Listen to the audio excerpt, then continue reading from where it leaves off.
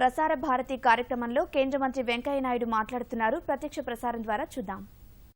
ఎవడు కూడా ఆ శక్తిగా ముందుకు వెళ్ళలేడు అనే విషయాన్ని మనం గమనించాల్సి ఉంది. మతముని వ్యక్తిగతమైన నిజంగా చెప్పాను. నువ్వు క్రైస్తవు అయితే ముస్లిం అయితే నాకేంటి ఇబ్బంది, నీకు అడ్డం నాకేం అడ్డం, అది నీ ఇష్టం. కానీ దేశాన్ని ప్రేమించాలి. కానీ ఇప్పుడు ఆ ఫ్యాషన్ ఎలా అయిపోయిందంటే, నేను ఎందాక చెప్పానే, ప్రతి ఒక్క దాన్ని కూడా విపరీతార్థం చేసి ఎగతాళి చేయడం అలవాటు. భారత మాతకు జై, నేను ప్రాణం తీసినా నేను భారత మాతకు జై అన్నాను. ప్రాణం తీసేటప్పుడు భగత్ సింగ్ ఏమన్నాడు? భారత్ మాతాకి జై అన్నాడు.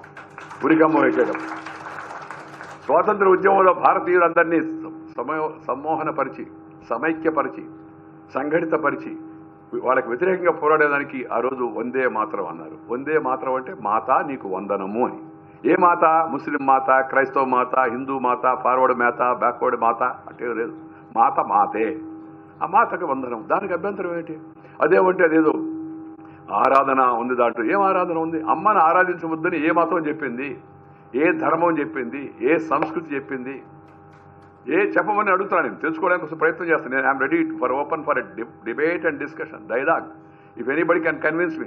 మహా తెలివైన వాళ్ళు తెలివైన ఆర్గ్యుమెంట్ చెప్తూ ఉన్నారు. నిన్న రాత్రి నేను టీవీలో వింటున్నాను. ఆయన మహా తెలివిగా మాడుతున్నాడు.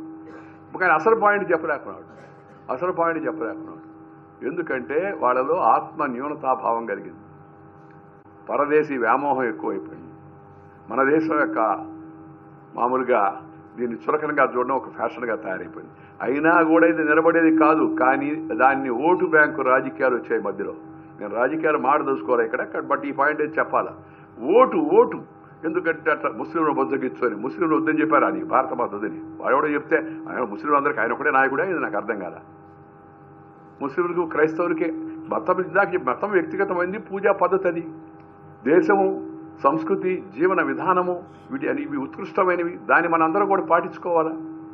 పోలాండ్ రష్యా పోలాండ్ మీద ఆక్రమించిన తర్వాత, రష్యాను తర్వాత బయటకు వెళ్ళిపోయిన తర్వాత పోలాండ్లో వాళ్ళు పెద్ద చర్చి కట్టారు. రష్యా వాళ్ళు ఆ చర్చిని పగలగొట్టారు. ఈ పోలాండ్ వాళ్ళు ఏమయ్యా మీరు క్రిస్టియన్ వాళ్ళు క్రిస్టియన్ అంటే ఇది చర్చి కాదు సార్, ఆ రష్యా వాళ్ళ యొక్క పెత్తనానికి, మా బానిసత్వానికి ప్రతీక. దాన్ని తొలగిచ్చేసి మేము సొంత చర్చి కట్టుకుంటామని చెప్పారు వాళ్ళు.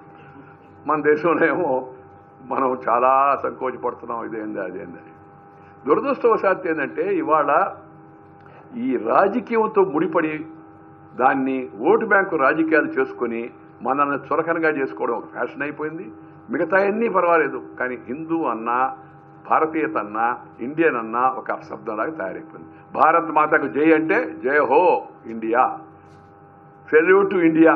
ఇండియా అంటే ఏంది? మరి అదే ఒక డిస్కషన్. ఇప్పుడు ఇండియా అన్నా భారత మాత అన్నా ఏంటి? ఒక కులమా, ఒక మతమా, ఒక ప్రాంతమా, ఒక భాష కాదు. భారతదేశంలోని అందరూ కూడా ఆదివాసీలు, దళితులు, రైతులు, మహిళలు, పురుషులు, స్త్రీలు, పెద్దోళ్ళు, చిన్నోళ్ళు, ఉత్తరాది ఉన్నోళ్ళు, దక్షిణాది ఉన్నోళ్ళు, అన్ని అంతా కలిపితే భారత మాత. గురజాడ అప్పారావు గారు చెప్పారు, దేశం అంటే మట్టి కాదోయ్, దేశం అంటే మనుషులు అని చెప్పని. సో నువ్వు దేశాన్ని ప్రేమిస్తానంటే భారత మాత పటాన్ని ప్రేమిస్తే ఉపయోగం ఉందయ్యా? పటంలో భారతమాత ఉందా? లేదు. నీ హృదయంలో ఉండాలా, ఆ స్ఫూర్తి ఉండాలి. ఈ దేశంలో ఎక్కడ ఇబ్బంది జరిగినా, హుద్హుద్ తుఫాన్ వచ్చింది, విశాఖపట్నంలో సహాయం చేద్దాం, లేకపోతే చెన్నైలో పెద్ద ఎత్తున వరదలు వచ్చాయి, అందరూ ఇంకొకరు సహాయం చేశారు, లేదా కాశ్మీర్లో కరోనా వచ్చింది, అందరం కలిసి సహకారం చేద్దాం. ఈ భావన లేకపోతే జాతి ముందుకెళ్ళలేదు. ఎందుకు ఆ మంచు కొండల్లో తమ ప్రాణాలు సైతం త్యాగం చేసి మన సైనికులందరూ అక్కడ ప్రాణాలు పోగొట్టుకున్నారు. ఆ నాయకు మన చరిత్ర మనం చూస్తే మనందరికీ ఒళ్ళు గగురుపడడం లేదా? వేలాది మంది సైనికులు మన దేశం కోసం ఎందుకు త్యాగాలు చేస్తున్నారు? ఆ త్యాగాలు మనం మర్చిపోతే ఎట్టా? ఎందుకంటే ఈ దేశం అనేది నేను ఇందాక చెప్పినట్టుగా దేశం is not a geographical entity, it's a cultural identity, it's a concept, it's an idea, it's a way of living. దాని అంతా కలిపి మనం హిందూ దేశమనో ఇండియానో పెట్టుకున్నాం. అంతేగాని మతానికి దాన్ని సమ్మిళితం చేసి దాని వరకే పరిమితం చేయాల్సిన అవసరం లేదు. హిందూ మతం అయితే జై హింద్ అని ఎందుకు అన్నారంటే హిందువులకు జై, ముస్లింలకు నై అనే. హిందుస్థాన్కు జయహో పెద్దోళ్ళు చెప్పింది, నా మోడీ గారు చెప్పింది కాదు. మోడీ గారు ఏం మార్చడం లేదు. ఉన్న వాటిని ప్రజల మనసుల్లో ఉన్నట్టే అంతర్రూపంగా ఉన్నట్టే భావాలను బయటకు తీసుకోవడం అంతవరకు ఆయన చేసే పని. ఆ జనానికి కూడా నమ్మకం వచ్చింది మోడీ గారు వచ్చారని. You want to modify India. దేంట్లో? పనిలో. ఈ దేశం కొంతమంది మాకు ఆజాదీ కావాలి, దేంట్లో నుంచి ఆజాదీ కావాలంటే అవినీతి నుంచి ఆజాదీ కావాలని అవినీతి పార్టీలో పోయి కౌగులించుకుంటారు. వాళ్ళు వచ్చి వాళ్ళకి సంఘీభావం తెలుపుతారు, దేశాన్ని లూటీ చేసిన వాళ్ళు. ఆజాదీ అంటే ఏంది? మాకు మాట్లాడే స్వేచ్ఛ కావాలి. స్వేచ్ఛగా మాట్లాడాలంటే నువ్వు రోడ్డు మీద పోవాలంటే కూడా రోడ్డు మీద ఎడుతుంటే వన్ వే ట్రాఫిక్ పెడతారా? నేను ఫ్రీ అండి, ఇండియా ఇస్ ఫ్రీ, ఇది మై ఫ్రీ బర్త్ రైట్, నేను పోతాను, ఆయన ఒకటి వస్తాడు, ఇద్దరు తగులుకుంటాం, ఒకటి పోతాడు పైకి, అయినా మా బర్త్ రైట్ అంటే sir you have to regulate the life. That is what is called as one way traffic. That's called as regulation. That's called as traffic rules. That's called as civic sense. ఇది ఒక జీవన పద్ధతిలో భాగాన్ని చట్టరూపం కనిపించే ప్రయత్నం చేశారు వాళ్ళు. దాన్ని మేము ధిక్కరిస్తాం. మాకు స్వేచ్ఛ ఉంది, ఏమైనా మాట్లాడతాం అంటే సాధ్యం కాదు.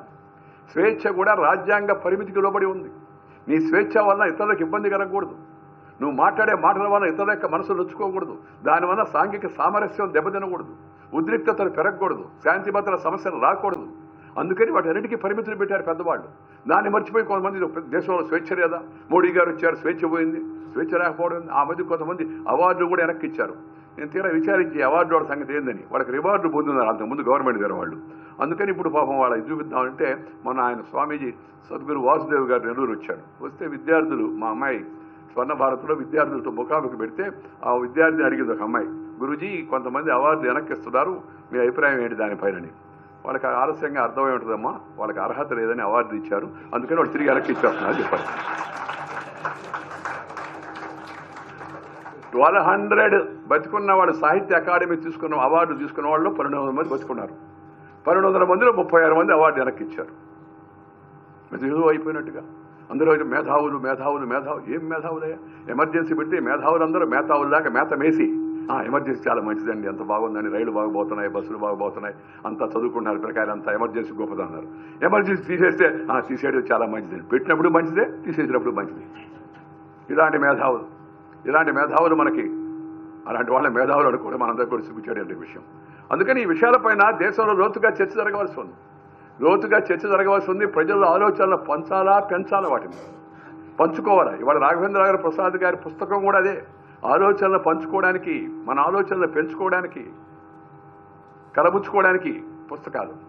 అందుకని ఇలాంటి వాటిని ఎక్కువగా అధ్యయనం చేయాల్సి ఉంది, తెలుసుకోవాల్సిన అవసరం ఎంతో ఉంది. ప్రవాస భారతీయుడు అంటే మన దేశం నుంచి లక్షల మంది, దాదాపు 30 million people, they are occupying important positions in various parts of the world.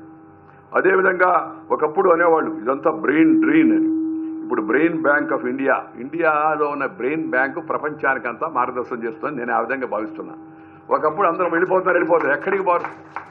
But నా సలహా ఒకటే వెళ్ళేవాళ్ళందరికీ, go, land, earn and return. ఎందుకంటే నీ దేశానికి రావాలా. నువ్వు అమెరికాలో బాగా సంపాదించి బాత్రూంలో పెద్ద సూటు బూటు హ్యాటు కోటు వేసుకొని నేను చాలా బాగున్నాను అనుకుంటే ఉపయోగం ఉంది, నీ అద్దం ముందు నువ్వే చూసుకోవాలా. ఆ నుంచి ఒక ఫోటో పంపించి మీ అమ్మమ్మకి నాయనమ్మకి నేను పెద్ద కారు కొన్నాను, పెద్ద బిల్డింగ్ కట్టుకున్నాను చూడు అంటే ఫోటో చూసుకోవాల్సిందే. కానీ ఇక్కడ ఉన్నావనుకో, వచ్చావనుకో, నీ ఊరు, నీ పక్కవాళ్ళు, నీ పెద్దమ్మలు, నీ చిన్నమ్మలు, నీ బంధుమిత్రులు, స్నేహితులు అందరూ వాళ్ళు నిన్ను చూసి సంతోషిస్తారు, నువ్వు వాళ్ళు చూసి సంతోషిస్తావు, అందరూ కలిసి పనిచేస్తాం. ఈ దేశం నీకు కొంత ఇచ్చింది, నువ్వు కూడా తిరిగి కొంత దేశానికి ఇవ్వాలి. అందుకే రాఘవేంద్ర ప్రసాద్ గారు వచ్చి మధ్యలో 5 సంవత్సరంలో 5 నెలల పాటు ఇక్కడ ఉండి ఈ జనంతో కలిసి తిరిగి వాళ్ళకి కొంత సహకారం అందించాలని ఆలోచన వచ్చింది. ఇలాంటి ఆలోచనలు చాలా అవసరం. ఇవాళ ప్రవాస భారతీయ hearts are filled with memories of India. ఒక్కొక్కసారి నాకు అనిపిస్తుంటుంది, అక్కడికి వెళితే, అమెరికాకి వెళితే, ఇంగ్లాండ్కి వెళితే, జర్మనీకి వెళితే అక్కడ ఉండే భారతీయులు మనకన్నా ధర్మాన్ని పాటిస్తుంటారు, మనకన్నా పద్ధతులు పాటిస్తుంటారు, మనకన్నా సంప్రదాయాలు పాటిస్తుంటారు, చక్కగా భరతనాట్యం చేస్తుంటారు, చక్కగా కూచిపూడి నాట్యం చేస్తుంటారు. వాటి పట్ల, ఆ కళల పట్ల ప్రేమ. ఈ మధ్య మనం రామోజీరావు గారి పుణ్యం అని చెప్పి ఈనాడు ఈటీవీలో ఎస్పీ బాలసుబ్రహ్మణ్యం గారు నేతృత్వంలో పాడుతా తీయగా ఆ కార్యక్రమం చూస్తుంటే ఎంత మనసు సంతోషిస్తుంది. అమెరికాలో పుట్టిన పిల్లలు చక్కని తెలుగులో మన సంగీతాన్ని, మన సాహిత్యాన్ని ఆలాపిస్తూ ఉంటే మనసులో ఎంతో సంతోషం కలిగిస్తుంది.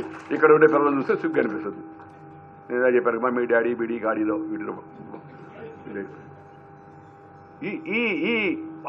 వాడు ఎందుకంటే వాళ్ళు మాతృదేశాన్ని వదిలిపెట్టారు. మాతృదేశాన్ని వదిలిపెడితే మాతృదేశాన్ని వదిలిపెట్టిన కొరత వాళ్ళకి అర్థమవుతుంది, ప్రేమ వాళ్ళకి అర్థమవుతుంది. ఇక్కడ మనమేమో దాన్ని అర్థం చేసుకోలేకున్నాం మనం. అదేవిధంగా ఇక్కడ not a day goes without thoughts about India. మీరు అడగండి ఎన్ఆర్ఐ ఎవరైనా సరే, వాళ్ళు ఎంత స్థాయిలో ఉన్న రోజులు ఏదో టైంలో ఊరి గురించి, అమ్మ గురించి, గ్రామాన్ని గురించి అనుకుంటూ ఉంటారు. సహజం అది, ఎందుకంటే మనం పుట్టాం కాబట్టి, అక్కడి నుంచి వచ్చాం కాబట్టి అని చెప్పని. ఈ యొక్క ప్రవాస భారతీయులందరూ కూడా బయటకు వెళ్ళారు, బాగుపడ్డారు. వాజ్పేయి గారు 2003లో ఈ ప్రవాస భారతీయ దివస్ అని మొట్టమొదటిసారిగా ఆ కార్యక్రమాన్ని ప్రారంభించాడు. వాళ్ళందరూ సంవత్సరానికి ఒకసారి వచ్చి కలిసి అందరూ కూడా కలబలుసుకొని ప్రపంచంలో ఉన్న భారతీయులందరూ కూడా మతాలతో నిమిత్తం లేకుండా అందరూ వచ్చి ఆలోచన కలబోసుకునే కార్యక్రమం అప్పుడు ప్రారంభమైంది. ఈసారి దాన్ని 9th of January 1915 Mahatma Gandhi గారు అప్పుడు సౌత్ ఆఫ్రికా నుంచి మొదటి ప్రవాస భారతీయుడు ఆయన దక్షిణాఫ్రికా నుంచి భారతదేశానికి వచ్చాడు. అందుకని ఆ రోజు పెట్టారు, 9th January పెట్టారు. గాంధీజీ గారి యొక్క మిషన్ ఏంటంటే లిబరేషన్, విముక్తి, బానిసత్వం నుంచి, దాస్య శృంఖాలను పెంచడం. కానీ ఇవాళ మోడీ గారి యొక్క మిషన్ ఏంటంటే రిసర్జెంట్ ఇండియా, శక్తివంతమైన యొక్క ఆకలి దప్పులు లేని, అవినీతి లేని యొక్క, అసమానతలు లేని యొక్క శక్తివంతమైన భారతదేశం అవుతుందో దాన్ని నిర్మాణం చేయడం కోసం ప్రధానమంత్రి గారు వాళ్ళ కంకణం కట్టుకున్నాడు. ప్రపంచం అంతా కూడా ఇవాళ ఇండియా వైపు చూస్తూ ఉంది. మీరు అందుకే మోడీ గారు మ్యాడిసన్ స్క్వేర్కి వెళ్ళినా ఇక్కడ జనం వచ్చారు, 32 మంది సెనేటర్లు వచ్చారంటే ఆశ్చర్యపోయారు అంతా.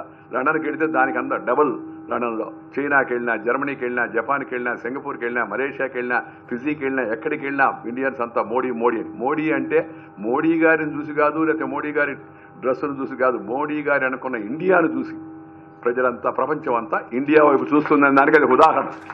He has given the hope, is an aspiration, that's all, nothing political about it. But India is on the rise, India is the beacon of light, India is the island of hope అనే భావం ఇవాళ ప్రపంచంలో కనబడుతుంది. ఎందుకంటే ప్రపంచ ఆర్థిక వ్యవస్థ మందగమనంలో ఉంది, చైనా ప్రతికూల తరుణంలో వెళుతుంది. ఇలాంటి తరుణంలో భారతదేశం అంధకారంలో ఒక ఆశాకిరణంలాగా ముందుకు వెళుతుంది. 7.3, 7.4 గ్రోత్ రేట్లో ఉన్నాం మనం.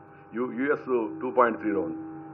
యూకే ఇంకా క్రైసిస్లో పడే ప్రమాదం ఉంది. అయినా ఇండియా ఎంత పోతుందని చెప్పారంటే ఈ ప్రజల్లో ఆ శక్తి, ఆ సామర్థ్యం, ఆ తెలివితేటలన్నీ కూడా మన భారతదేశంలో ప్రజలందరూ కూడా ఉన్నాయి. దాని గురించి నేను ఎక్కువగా మీకు చెప్పాల్సిన అవసరం లేదు. వారు రాసిన పుస్తకంలో కూడా మనం అనేక విషయాలు గమనిస్తే మనందరికీ తెలుస్తూ ఉంటుంది. ఈ తెలివి ఈ నేలల్లో, ఈ గాలిలో, ఈ నీటిలో ఆ తెలివి ఉంది. నువ్వు కమ్మరి, కుమ్మరి, వడ్రంగి, చేనేత, గీత, యాదవ, చాకలి, మంగలి, హరిజన, గిరిజన, లంబాడ ఎవరినన్నా కదిలించు, ఏదో తెలివి ఉంటుంది వాళ్ళది. ఈ కొండపల్లి బొమ్మలు చూడు, వెంకటగిరి చీరలు చూడు, కంచిపట్టు చీరలు చూడు, లేదా గుంటూరు గోంగూర చూడు, నెల్లూరు చేపల పులుసు చూడు, పాలచింతకాయ పచ్చడి చూడు, ఏదన్నా చూడు, దాంట్లో ఒక ప్రత్యేకత కనపడుతుంది. Time tested. మన ఇడ్లీ, మన దోశ, మన సాంబార్ ప్రపంచం అంతా ఇప్పుడు అంతా ట్రేడ్ మార్క్ అయిపోయింది. వాళ్ళ బర్గర్లు, వాళ్ళ పిజ్జాలు వచ్చినా పెద్దగా అడుగు ముందుకెళ్ళాలి, వాళ్ళు కూడా తెలుసుకుంటున్నారు. ఎందుకంటే దీనికి కారణం మంద గొప్పని కాదు, కొన్ని thousands of years of civilization of our people, they have learned by experience. అలాంటి చరిత్ర మనకుంది. ఇప్పుడు చూడండి, Sundar Pichai CEO of Google Indian, Satya Nadella CEO of Microsoft, that తెలుగువాడు, Indira Nooyi chairperson and chief executive officer of the PepsiCo, అలాగే Shantanu Narayen CEO of Adobe, Ajay Banga CEO of Mastercard, Francisco D'Souza CEO of Cognizant, Anshuman Jain CEO of Deutsche bank, Rajeev Suri CEO of Nokia, and then you have Purna Saggurti Mary rich bank, తెలుగువాడు. అదేవిధంగా Sanjay Malhotra scan disc. అలాగే ఇప్పుడు పేపర్లో చూసాం ఇవాళ శ్రీనివాసన్ అనే భారతీయుడిని America యొక్క కోర్టులో జడ్జిగా నియమించాలని చెప్పని చర్చ జరుగుతూ ఉంది. ఆయనకి అన్ని అర్హతలు ఉన్నాయని చెప్పి అమెరికాలో ఎందుకంటే నేను ఇందాక చెప్పినట్టుగా ఈ తెలివి ఉంది భూమిలో.